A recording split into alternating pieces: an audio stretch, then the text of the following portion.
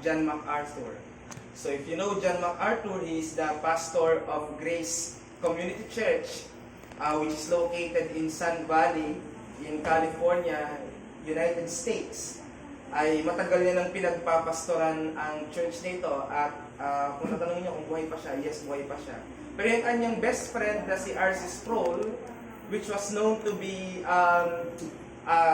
one of the greatest theologian of our day, he passed away on 2017. At ang natira ay si John MacArthur. At siya po ay nagpa-follow sa Baptist theology, kaya lang siya po ay isang dispensationalist. So isa sa mga remarkable na na-achieve niya as pastor and preacher is he was able to preach 3,500 sermon. So that's 3,500 na sermon from Matthew to Revelation.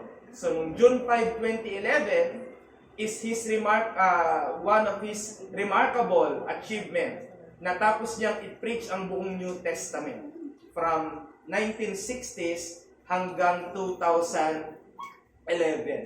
So marami nagkakala, ito na yung pinaka-most remarkable na nagawa ni John MacArthur until 2021. So what happened in 2021? The Master's Seminary, ito po yung kanyang pinagpiprinsipalan na Bible School, sila ay nakapaglimbag ng bagong translation ng scriptures. At na yan po ay na-publish na at available na po sa market. Alin po ito? Yung Legacy Standard Version of the Bible or LSB. Kamakailan lang nag-post ang Paulos Library na available na sa kanila ang mga LSB translation. For me, the translation of LSB surpasses the ESV.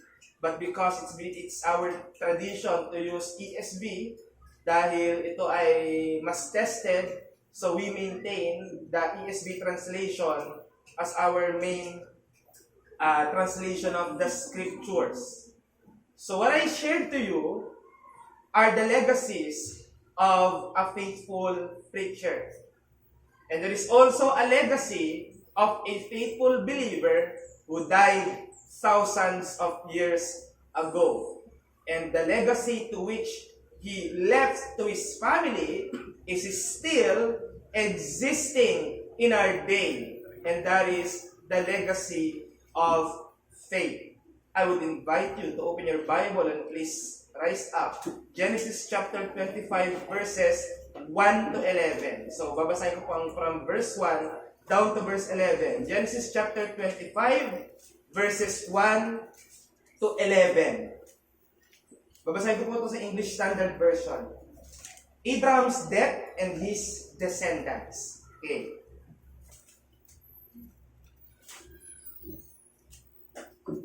Nandun na kayo? Abraham took another wife whose name was Keturah. She bore him Zimram, Joksham, Medan, Midian, Ishbak, and Shua. Jokshan fathered Sheba and Dedan. The sons of Dedan were Ashurim, Letushim, and Leumim. The sons of Midian were Eper, Hanok, Abida, and Eldaa. All these were the children of Keturah. Abraham gave all he had to Isaac, but to the sons of his concubines Abraham gave gifts. And whilst he was still living, he sent them away from his son Isaac eastward to the east country. Verse 7. These are the days of the years of Abraham's life, 175 years. Abraham breathed his last and died in a good old age, an old man and full of years, and was gathered to his people. Isaac and Ishmael, his sons, buried him in the cave Machpelah, in the field of Ephron, the son of Zohar the Hittite, east of Mamre, the field that Abraham purchased from the Hittites. There, Abraham was buried with Sarah his wife. After the death of Abraham, God blessed Isaac his son, and Isaac settled at Beer-lahai-roi. This is the inspired word of God. You can now be seated.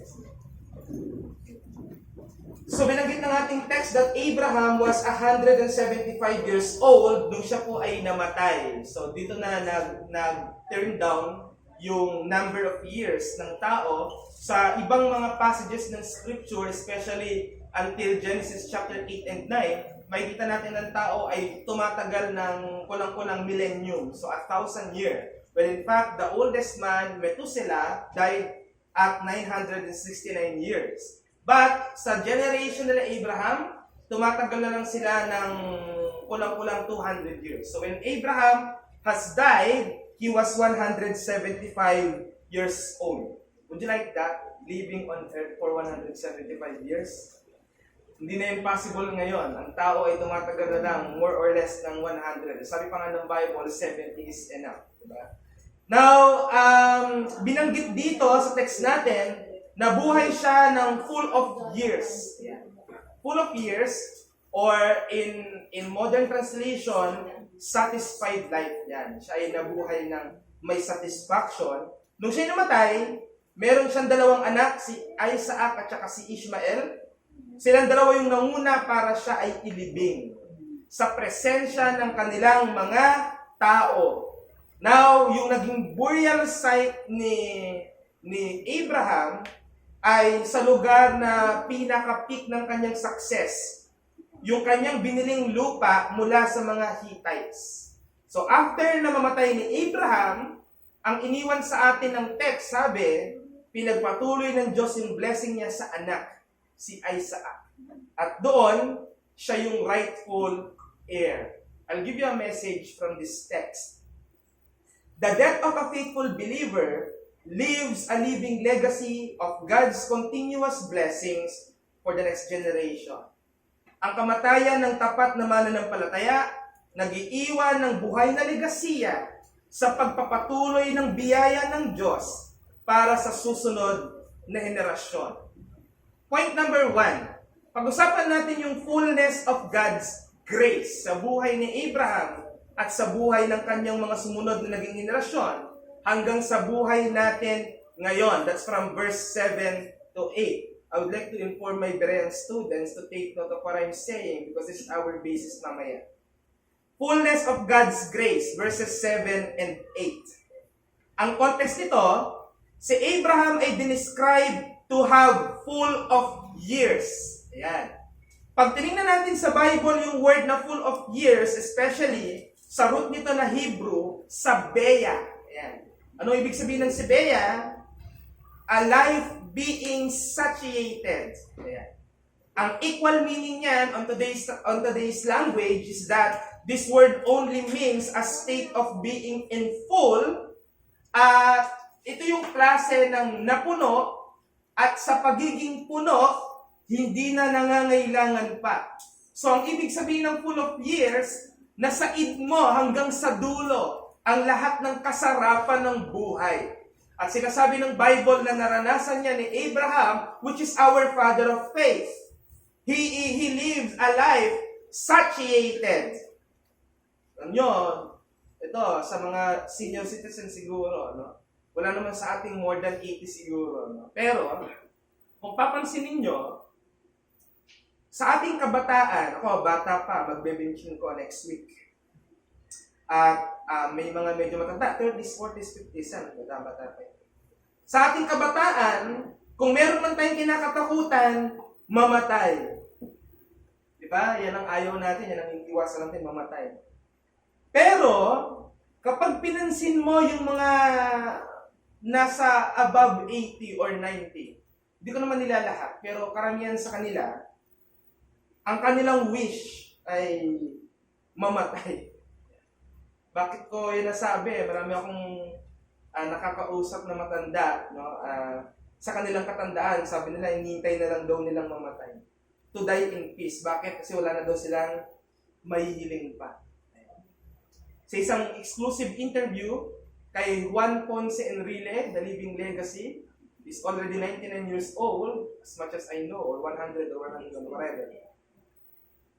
Nung siya ay in-interview ni Corina Sanchez, asawa ni Marojas, di ba? In-interview siya. Sabi niya, meron ano pang mga gusto mangyari. Sabi niya, wala na, naghihintay na lang ako. Hindi niya yung sinasabi in fear. Sinasabi niya yon na para bang yun yung kanyang birthday wish. Every time na siya iihip ng kandila sa cake, nasa isip niya, Lord, kunin mo na ako. Sinasabi yan ng maraming mga sa mundo ng mga katandaan. So kung sinasabi yan ng mga karamihan sa mga matatanda, how much more sa mga tao na na-enjoy ang lahat ng biyaya ng Diyos sa kanilang buhay. Tandaan nyo, si Abraham, bagamat marami siyang naging failures, marami siyang mga ikinabagsak, nagsinungaling, natakot, diba? Nag-alinlangan, marami siyang mga pagkakamali, bagamat tinatawag siyang father of faith. Pero, he always obtained God's favor sa lahat ng panahon ng kanyang buhay. Una, tinawag siya ng Diyos mula sa kanyang bayan na Ur. Pinalit siya doon to a land na sinasabi ng Diyos, milk and honey. Pinangakuan siya ng Diyos ng lupa na mainam tirhan. Alin ito? Ang Kanaan. God prospered him. Marami siyang mga tupan. Sa nga naging problema nila ng pamangkin niya, hatian ng paglalagyan ng yaman, di ba? Dahil pinagyaman talaga siya ng Diyos. Nangako rin ng Diyos sa kanya na magkakaroon ng anak. Binigyan din siya ng pinakamagandang asawa. If you are going to describe the Bible's description of Sarah, even yung hari na fall in love, dalawang hari na yung nag-fall in love sa kanya. Ari ng Ehipto at saka si Abimelech. So binigyan siya ng Panginoon ng napakagandang asawa. Diba? Half-sister niya. God made him witness as well, Isaac, to have wife. Na-witness pa niya na ang anak niya ay kinasal. Diba? Siyan sa mga kinasisiyan ng magulang, makita yung anak niya na kinasal. Diba? Ngayon, sa society natin, baliktad. Ayaw paasawain yung mga anak. No? Pero biblically speaking, ganun dapat. At, na-spend ni Abraham ang kanyang natitirang mga panahon sa isang magandang klase ng pamumuhay. Ang principle, sa lahat na naging panahon ng buhay ni Abraham, na-experience niya ang kalubusan ng biyaya ng Diyos. My recommended reading for you is to read Charles H. Spurgeon's book, All of Grace, for you to be able to determine what are those graces awaiting for you. Pero tandaan natin, hindi naranasan ni Abraham ang lahat ng mga kabutihan ng Diyos na yan dahil faithful siya. Maraming nag-iisip na ganyan. Kaya siya pinagpala, faithful siya.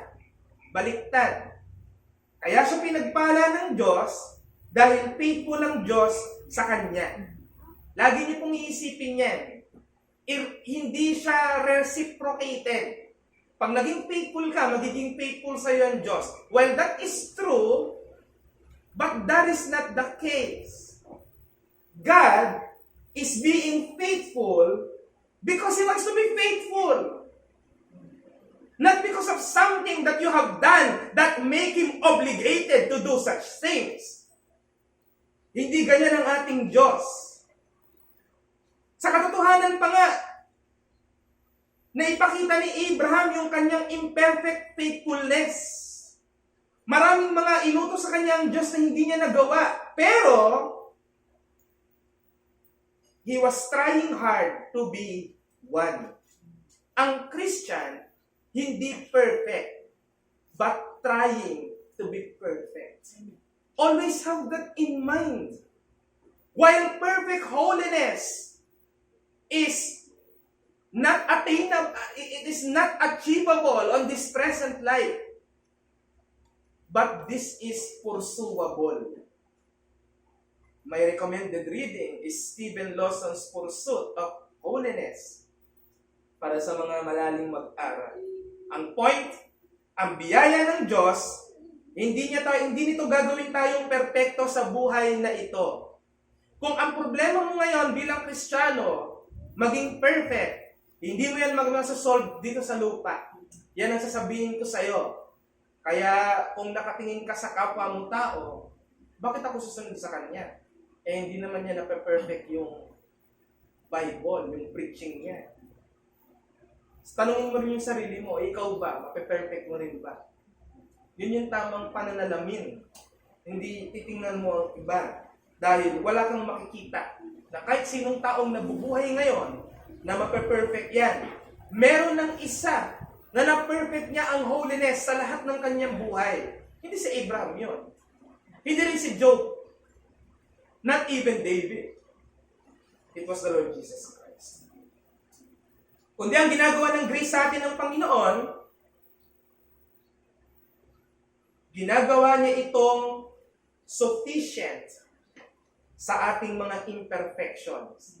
Kung babalikan niyo ang sinabi ni Apostle Paul sa 2 Corinthians chapter 12, by the grace of God, I am what I am. Sa biyaya ng Diyos, ako nga ang ako nga. At sinabi ng ating dakilang apostol na si Pablo, for when I am weak, then I am strong. Same passage, 2 Corinthians chapter 12. Ang sabi pa nga dyan ng apostol, ang kalakasan ng Diyos is made perfect in our weakness. Kaya ang sabi ni Paul, I would rather boast of my weakness so that God will be exalted. God will be above all. Ang Kristiyano, nagyayabang tayo. Saan? Sa ating pagiging mahina.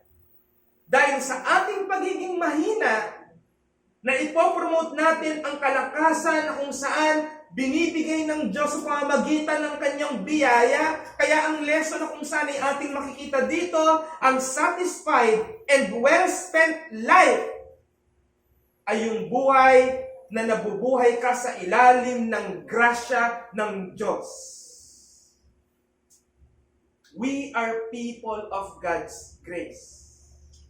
And everything that is good in us is due to God's grace. That is why I can proudly say, I am a sovereign gracer. Because if there is anything that works in me, even in my brokenness, it is that God's grace operates in me. And so are you. A satisfied and well-spent life is a life spent in consistent obedience to God. Nakakaya sabihin ng isang Kristiyano ito na hindi sumusunod sa Diyos. Alam nyo, ngayong araw na ito, mga kapatid, naging masunurin kayo sa Diyos. Bakit?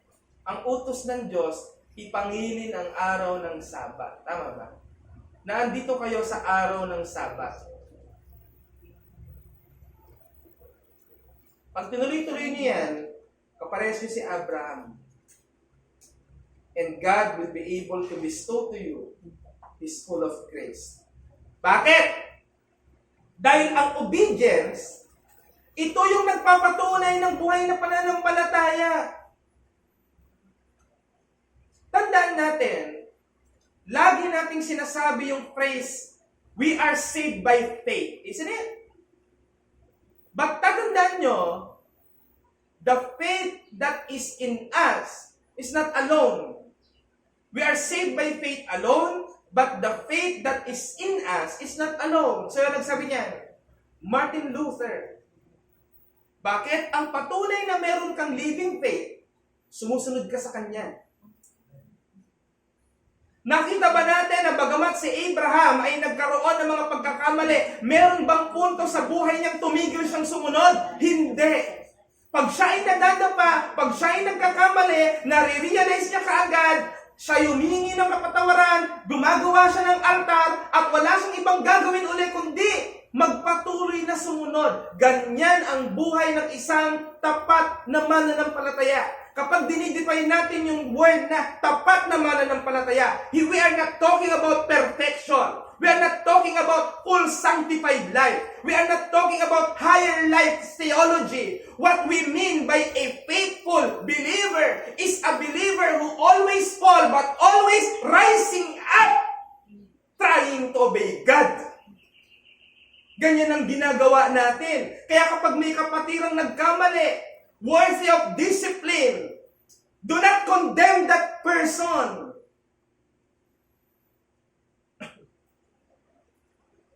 help him to rise up and continue walking in holiness. Kaya mga kapatid, ang totoong successful life,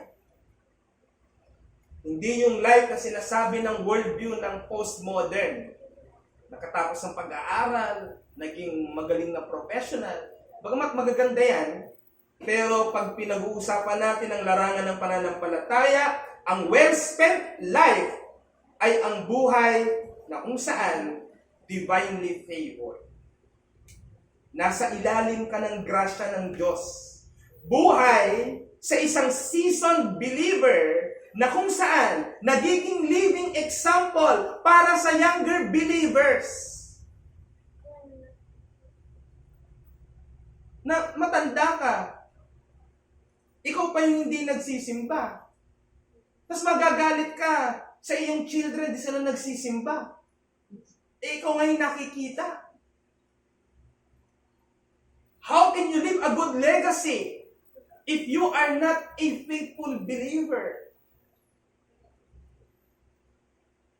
Sabihin mo yung anak mo, anak, kung maninigarilyo. Pero ikaw parang pugon yung bunganga mo, saka ka pausok. Malamang kung ano nakikita sa atin, sa inyo, yun yung mamamana nila. Nakita ko nila bilang busy tao that even Sunday, all you are doing is just doing your work. May inspire sa iyo ang mga anak mo. Kaya paglaki nila, ganun din. Gusto ko maging career-oriented, gaya ni mama, ni papa. At tandaan nyo ito, mga young people, mga kapwa ko young people. Yung gusto nyong maging sa anak nyo, sa mga magiging anak natin, kung loloobin ng Panginoon, magsisimula yan sa atin. Because you're about to leave your legacy to them. Abraham, no question, he has experienced the fullness of God's grace. Now, ang question natin, doon sa naiwan, which will lead us to our second point, flowing of God's grace. Nina ay fullness of God's grace. Ngayon, flowing of God's grace, pagdaloy ng biyaya ng Diyos. Nung namatay si Abraham, lahat ng ginagawa ng Diyos sa kanya, pinasa kay Isaac. Baga, pinagpatuloy ng Diyos yung kanyang naging gawain kay Abraham doon sa kanyang anak na si Isaac. Anong point dyan? Yung legacy ng ating pananampalataya, yung ginagawa natin bilang mga Kristiyano, yung lifestyle natin, meron bagong book ngayon na napakaganda. Kung may pera kayo, bilhin nyo. No? Weekday Christianity, yung title. Paano maging Christian from Monday to Friday? Ganda yun, kasi karamihan sa atin alam maging Christian pag Sunday. No? The legacy of our faith continues to bless the people in our community. Kaya itong ginagawa natin, na nakikita ng mga bata, yan din yung kung saan ay gagayahin nila at lalakaran nila paglaki. Now, bilang iglesia, dito dumadaloy ang legasiya ng pananampalataya. Alam nyo, success nga ito ni Abraham eh. Ang tawag sa mga Kristiyano, mga Abrahamic believers. Kasi, ang tinitingala natin na pinakaugat ng ating pananampalataya in history ay si Abraham. When the genealogy of Jesus Christ was recorded in Matthew, makikita niyong nagsimula rin yan kay Abraham. Abraham bigat Isaac, Isaac bigat Jacob, Jacob bigat Judah, Judah bigat, hanggang makarating kay Jesus Christ. Si Luke lang yung nag-record sa chapter 2 na umabot hanggang kay Adan, pabalik. Pero ang pinaka-important origin niyan, si Abraham dahil sa kanya nakipag-covenant ang Diyos. Sa kanya. Kaya ang legacy ng ating pananampalataya, mga kapatid, magpapatuloy yan sa ginagalawan nating community. At ano yung community na to? church.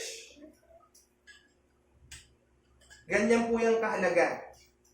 Ang isang bagay na mapapansin natin dito, muling nagkasama si Isaac at si Ishmael. Di ba dalawang anak to? Kung matatandaan nyo, bata pa si Ishmael, 12 taong gulang, pinalaya siya. Kasama ng kanyang nanay na si Hagar. Pero nung namatay si Abraham, bagamat may mga tampuhan, may mga alitan, may mga disputes, pero wala tayong nabasa na nangyari ito nung namatay si Abraham. Pagkos magkasama silang nag-lead para ilibing yung tatay nila. Alam nyo, isipin nyo, ang ganda nun. Dalawang magkapatid na nabuhay na ng magkaiba. Nabuhay na sa magkaibang lupain, magkaibang bansa. Pero nung namatay yung kanilang tatay, magkasama sila. Malaking blessing yon sa isang namatay na magulang. Maraming Kristiyanong magulang ni walang anak na nagpunta.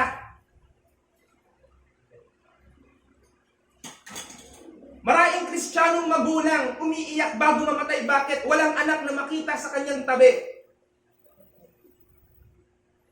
At marami silang mga reasons. Tayo na mga nakakapanood, tayo yung naaawa sa mga matatanda. Pero ang kagandahan dito kay Abraham, sa kanyang kamatayan, na nag-unite si Ishmael at saka si Isaac, bagamat sila ay may mga pagkakaiba, may mga alitan, may mga tampuhan. Pero isa yung punto na kung saan ay gusto kong maintindihan ng bawat isa patungkol kay Abraham. Yung kanilang pagsasama para ilibing yung kanilang ama ay nagpapakita na si Abraham ay naging mabuting tatay. Dahil kinilala ng dalawang anak niya yung kanyang ligasiya. They have learned from him. Ganyan ang sinasabi ni Pablo sa qualification ng isang pastor na napapasunod niya ang kanyang pamilya. Hindi ibig sabihin na kung baptist siya, lahat ng anak niya naging baptist din. Hindi man sumang-ayon yung anak sa kanyang relihiyon, ngunit may takot sila sa kanya bilang ama. Nire-respeto siya. Di siya binabastos. At kahit si Abraham, pinalayas niya si Ishmael, pero si Ishmael ay bumalik pa rin. Isa lang ibig sabihin nun. Hindi naging pabaya si Abraham na ipaalala sa kanila na itong ginagawa ko sa inyo, na pinaalis kayo, ay kalooban ng Diyos sa ikabubuti mo at natin. Tandaan nyo, dalawang bansa itong dalawang magkapatid na ito. Yung mga Ishmaelites at yung mga Israelites. Nasa next week, sa aking topic, dalawang nation naman, yung Edom at saka yung Israel, yung Canaan. Mga kapatid, isa ang gusto kong maintindihan natin sa umagang ito. Huwag nating itigil ang gawain ng ebanghelismo. Dahil yan ang main channel para maipasa natin ang legacy ng pananampalataya. At paano yan nagagawa? Sa pamamagitan ng matapat na preaching at teaching ng Word of God. Dahil dito dumadaloy ang biyaya ng Diyos. Kahit anong gandang programa ng simbahan, kahit lagyan mo ng palamuti, i-air condition mo yung simbahan. O kahit pa may mga damit na yung silya na yan, kahit mababait yung mga tao, accommodating, hospitable, pero sasabihin ko sa inyo, pag hindi matino ang pangangaral sa loob ng simbahan, walang pananampalatayang mapapasa. At ang worst, magkakalat ng magkakalat yan habang nagpapalit ng henerasyon.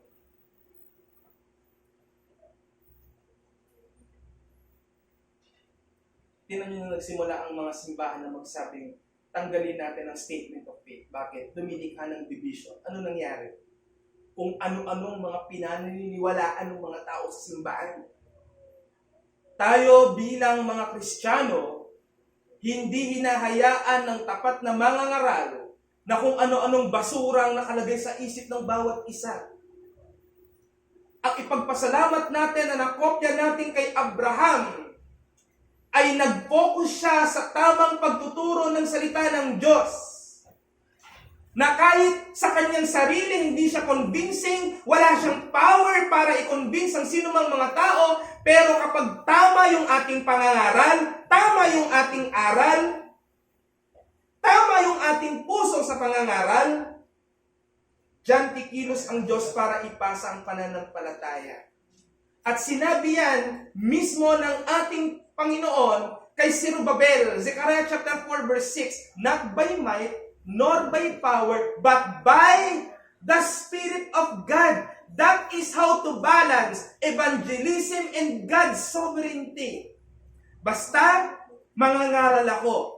God is sovereign to make this preaching effective. And if it didn't become effective, it's not because you are non-effect, but it's because God did not work.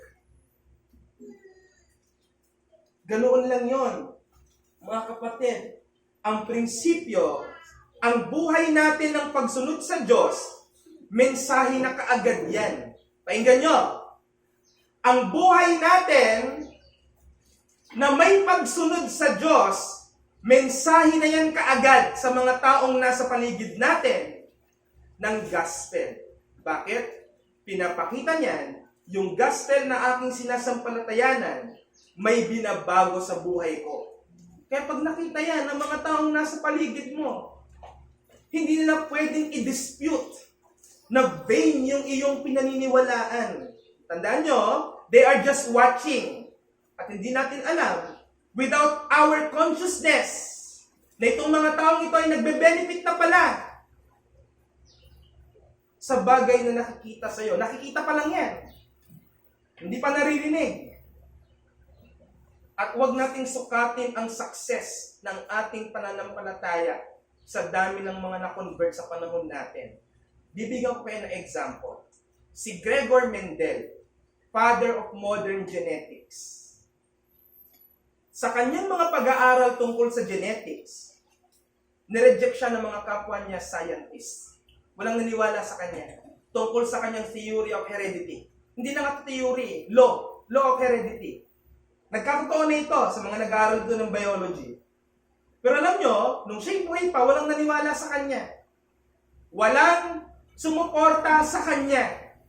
Nag-iisa siya sa kanyang paniniwala. Pero alam nyo, nung siya'y namatay, may mga estudyante na binasa yung kanyang mga research at yung kanyang mga writings at yung mga tao sa 1900s, tinawag siyang most genius in modern biology. At mula noon, bagamat patay na siya, na-recognize siya sa mundo ng science as the father of modern genetics. Minsan, kailangan mo munang mamatay bago may maniwala sa'yo. Isa lang ang ibig sabihin nun, huwag nating i-measure yung ating effectiveness sa iyong current situation. Tandaan natin, ang resulta laging nasa dulo. Ang message ko sa bawat isa sa inyo, preach the gospel, die, and be forgotten. Huwag mong isik yung marami kang may susulat sa puntod. Huwag natin isik yung i-glorify tayo ng mga tao at makita ng ating mga mata. Ang sabi sa atin ng Bible, kapag tinanggap natin ang papuri ng iba, nawawalan na tayo ng gantimpala sa langit kasi nakukuha mo na eh. Kaya huwag natin yung asamin. Be a man of faith in which even when you die, ang buhay mo kahit patay ka na, though you die, yet you speak it. Nagsasalita ka pa rin. Let us be the people whose hearts are to feel the next generations of God's full grace. Mga kapwa ko kabataan, finish your course. Marry and bear children to whom you will pass your faith. To parents, educate your children and plant to their hearts the fear of God. Because this is what the Bible has said. Wisdom begins in the fear of God. The fear of the Lord is the beginning of wisdom or knowledge. At ito pa mga tatandaan nyo mga kapatid. Kung meron mang most precious moment sa buhay natin, sa last day natin sa buhay natin, walang iba ito kundi makita natin yung mga mahal natin sa buhay na nakapaligid sa atin. Miiyak. Kasi iiwan mo na sila. Pero sabay-sabay ka nilang hinahatid sa iyong heavenly home. Ayokong ma-picturize na meron bawat isa sa atin na kahit na mamamatay na sa araw na to, galit pa rin ng anak yung nasa puso. Galit pa rin ng kapatid, galit pa rin ng kung sino-sino. This is not the example of a faithful believer. And this is not an example of a legacy to which you will leave to your family. Nag-try ba ng sobrang effort si Abraham? No. He just showed his sons a life of being obedient. And because of that, his sons and his people learned of him. Learn from him. Yan ang buhay na kung saan ay dapat nating ipakita. Praise God, from whom all blessings flow. Praise God, from whom all graces flow. Praise the Father, praise the Son, and praise the Holy Spirit. And I will leave you a verse that you should memorize, a memory verse. Psalm 100 verse 5. For the Lord is good, His mercy is everlasting, and His truth endureth to all generations. This is true. Why? God has become faithful to Abraham. He is still now in our day. And we are sure that He is still even in the future, even in the generation of our children. So do not worry about a day na mauubos ang pagiging faithful ng ating Diyos. It's not. We will respond with a hymn titled, O God, our help in ages past. This hymn shows how God is faithful in all generations. From the first generation until the last generation, until the consummation of the King, King Jesus. The verse 1 says, O God, our help in ages past, our hope for years to come, our shelter from the stormy blast, and our eternal home. Yan ang inuwian ni Abraham. Nasa lupa pa lang siya, naranasan niya na yung grace. Nasa langit siya, fullest grace na yung kanyang nararanasan. Hanggang ngayon, mga kapatid, mamatay na sana tayo, no, na kung saan ay makakapiling natin ng Diyos. Yung mga Kristiyano Rosaryo, pero takot silang mamatay. Bakit? Ang reason, meron pa akong mga anak na pinapalaki, ganyan. So makikita mo dapat yan. Si Paul, ganun din eh. He is torn betwixt the two. Kung gusto niya bang umuwi sa langit dahil tapos na lahat, or dito pa rin siya kasi may burden pa siyang naiwan. Ang Kristiyano, gayahin natin si Pablo, hati ka sa dalawa. Gusto mo nang umuwi dahil makakapiling mo ang Panginoon, and at the same time, ayaw mo pa kasi wala ka pang naiiwang legasiya para sa mga naiiwan. So let us live the legacy of our faith by maintaining our constant commitment to the faith. We fall, we fail, but we immediately repent and continue being steadfast, immovable for the full grace of the Lord Jesus Christ. Let's go to the Lord in prayer. Father of all graces, thank you that you have shown us the life of Abraham, to which his legacy has been passed to his next generation. And we have seen it in church history because until today, the Abrahamic faith is still existing in our midst. The faith to which subjected to the God of Abraham, Isaac and Jacob. And until today, you are the same God that we serve. May you never cease to astonish us with the full of your graces. And may we continue our walk in the aid of the Holy Spirit so that we may show to our community, the church, and to our family, and to our friends what it is like to be living under the grace of God.